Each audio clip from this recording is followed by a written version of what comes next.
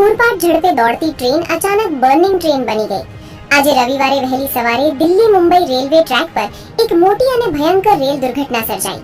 ત્રિવેન્દ્રમથી હઝરત નિઝામુદ્દીન જઈ રહેલી high profile રાજધાની એક્સપ્રેસ ટ્રેનના B1 AC કોચમાં અચાનક ભીષણ આગ ફાટી નીકળી, જેના કારણે મુસાફરોમાં ચીસાચીસ અને અફરાતફરી મચી ગઈ હતી। સવારે 5:30 વાગે જ્યારે ટ્રેન રતલામ જિલ્લાના અલોટ સ્ટેશન નજીકથી પસાર થઈ રહી હતી ત્યારે ગાર્ડની નજર કાળા ડિબાંગ ધુમાડા પર પડી। ડ્રાઈવરે ઇમરજન્સી બ્રેક લગાવી ટ્રેન રોકી દીધી અને RPF સ્ટાફે માત્ર 15 મિનિટના મેગા રેસ્ક્યુ ઓપરેશનમાં કોચમાં સવાર તમામ 68 મુસાફરોને સામાન સાથે સુરક્ષિત બહાર કાઢી લીધા। બાકીની ટ્રેનને બચાવવા માટે સળગતા કોચને તાબડતોબ કાપીને અલગ કરી દેવાયો હતો, પણ જોતા જોતામાં આખો એસી કોચ બળીને રાખ થઈ ગયો હતો। આ ભયંકર અકસ્માતને કારણે દેશનો સૌથી વ્યસ્ત દિલ્હી મુંબઈ રેલવે ટ્રેક સંપૂર્ણપણે ઠપ થઈ ગયો છે અને અનેક ટ્રેનો અટવાઈ પડી છે। શોર્ટ સર્કિટ કે અન્ય કયા કારણે આગ લાગી તે અંગે હાલ ઉચ્ચ સ્તરીય તપાસ